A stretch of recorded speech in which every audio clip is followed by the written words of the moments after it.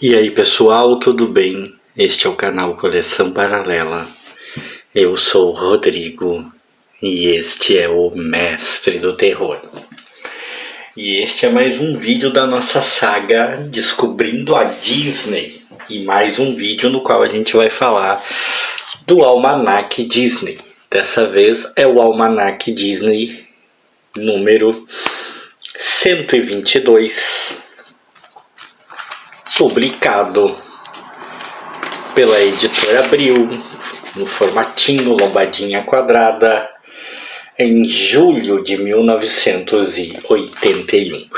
E essa é uma edição bastante especial, porque traz duas animações, na verdade traz uma animação e um filme live action, dois filmes, né, muito representativos, muito conhecidos principalmente para as pessoas da minha geração, um deles, né, principalmente para as pessoas da minha geração, e o outro o pessoal da minha geração viu também, mas para nós já era, na época, veja o quanto estamos falando de uma coisa antiga, para nós na época já era uma herança, né, vinda de anos anteriores aos nossos. Eu tô falando de Você Já Foi à Bahia, a quadrinização do desenho com o Zé Carioca, o Donald e o Panchito, famoso, né, famosa animação da Disney, sendo que o Donald na capa tá com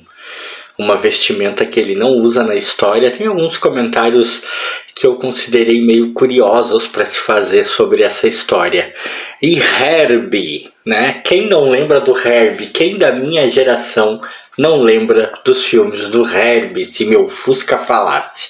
Como eu costumo fazer, eu vou passar logo rapidinho pelas histórias menos interessantes da edição, né? Tem uma história do Lobão, gênio sem talento, e a história é sem interesse também, bem chatinha, bem bobinha, não nada demais. Aí tem uma história do professor Ludovico, golpe de perito, melhorzinha essa história, bem melhor que a do Lobão, com certeza. Tem um cachorro latindo aí de fundo, pessoal, façam como eu, ignore. E a história da Clarabella, né, mini Clarabella, um caso de polícia. Essa é uma história mais engraçadinha. Das histórias que não são as histórias principais, é uma das melhores, né? Depois tem sessão de correio, uma sessão falando sobre pedras preciosas, umas coisas que a Abril na época, né, usava, uns recursos assim que é bem coisa dos anos 80. Tem uma história dos irmãos Metralha com o 1313, o Metralha azarado, né, na pré-história praticamente, né? Não é pré-história, né? Na época de Roma. Que é uma boa história, é uma história divertida, uma história com os animais da floresta aí, Bambi e Tambor, que pode passar brevemente. E aí vamos falar aqui do Você Já Foi à Bahia. Você Já Foi à Bahia, né? É oriundo de ainda da, digamos assim, uma parte 2 daquela não, como é que eu vou dizer isso? Eu formulei um raciocínio e me embananei. O que eu quero dizer é o seguinte, é como se basicamente fosse uma parte 2 do Alô Amigos, né? De quando o Disney veio aqui no Brasil em 1941, né? Acabou saindo, né, os Três Cavaleiros, né? Que acabou The Three Caballeros, né? E aqui no Brasil, né, Você Já Foi à Bahia, né? É uma continuação, o Donald já conhecia o Zé Carioca, e o Zé Carioca foi visitá-lo numa espécie de tapete mágico, e é uma história muito louca. Eu assisti essa animação quando era menino, mas eu não guardo memória do enredo, eu não guardo memória da história em si. Então eu não posso dizer o quanto a quadrinização é super fiel ou não. Mas, por exemplo, tem coisas que eu não lembrava. Eu não lembrava dessa espécie de tapete voador que eles têm. nem de que o Zé Carioca simplesmente se teleporta para casa do Donald, ou que ele busca o Donald para sair por aí de pijama. Eles encontram o Panchito, o Donald depois veste uma roupinha mexicana muito nada a ver, e eles saem a viajar pelas Américas ali, América do Sul, América Central, e começam a ter uns encontros muito estranhos. Eles encontram um pinguim que não consegue viver no frio, e se dá grande importância ao pinguim, né? Muito da história é contando a saga do pinguim, né? O que é uma coisa que me surpreendeu demais e que eu achei tremendamente curioso. E na época realmente, mais do que nunca, né? Mais do que hoje em dia, até não se preocupava em fazer sentido em nada, né? Tipo, o pinguim criou um propulsor, né? Um propulsor para banheira que virou barco dele, simplesmente instalando um chuveirinho e a água saía e impulsionava a banheira. E ele foi parar ali nessa ilha. Depois eles encontram aqui, ó. Obviamente, né, de maneira proposital, fez com que todos parecessem o Donald. É como se o Donald tivesse encontrado um monte de sósia deles, mas aí o Zé Carioca fala, são emas. E aí você vê as tais emas, e as emas não parecem absolutamente nada com emas, né? Nada, né?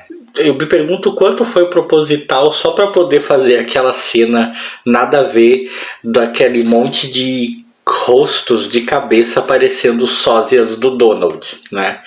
Porque as emas nessa aqui são brancas, tem cara de pato, não tem nada a ver com as emas, ninguém se preocupou, né, nisso. A história prossegue, eles encontram alguns pássaros que consideram exóticos. Aqui eles encontram, né, uma tartaruga maquinista que o Zé Carioca pensa que é um papagaio. Eles enganam a tartaruga. Eu tô dando muito spoiler, né, gente? Mas, pô, estamos falando de uma animação dos anos 40.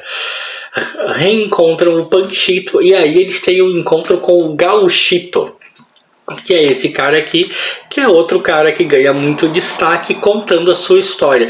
E pasmem, o que ele tem? Ele tem um burro com asas, e todo mundo parece achar que é uma coisa extremamente normal ele ter um burro com asas. É até tratado de certa maneira como algo meio fora do comum, mas por muito pouco tempo, tá? Não dura muito a estranheza. Na maior parte do tempo ocorre que é normal ter um burro com asas na história, assim, como se não fosse para impressionar ninguém. Ele tem o tal burro com asas, ele tenta capturar o burro, ele faz amizade com o burro, ele vai participar de uma corrida da qual ele trapaceia usando as asas do burro e por aí vai, né? Eles continuam então sua aventura no tapete voador, né? Conhecem jacarés e o negócio acaba, né, com eles aqui sobrevoando em retorno, né, chegando onde eles queriam, né, que eles estavam indo, se não me engano, para o México, alguma coisa assim. A história, eu não tinha memória do quanto essa história é amalucada, do quanto ela tem elementos nonsense, né? Emas com cara de pato, tapetes voadores, burros com asa, pinguins. Eu não tinha memória. Eu não sei dizer, saí dessa experiência sem saber dizer se eu gostei realmente do que li. Fiquei pensando que talvez eu deva assistir novamente o filme para saber, né? E aí vamos a outra história. Herbie, né? O famoso Se Meu Fusca Falasse. Esse eu lembro nitidamente que eu assisti o filme, né? A quadrinização. Infelizmente, como sempre, não tem aqui expediente para saber quem desenhou nem nada. Mas eu lembro do filme, lembro nitidamente do filme. Algumas cenas aqui que aparecem evocaram memórias do filme para mim, eu lembro de ter visto, então eu posso dizer que é bastante fiel ao filme, né? Quem conhece, quem é da nossa geração, que conhece a história sabe do Herbie, um fusquinha vivo, literalmente vivo, com vontade própria e muito sentimental. Essa foi uma coisa da qual eu não lembrava, essa memória eu não tinha. O quanto o Herbie era sentimental, o quanto o Herbie era sensível.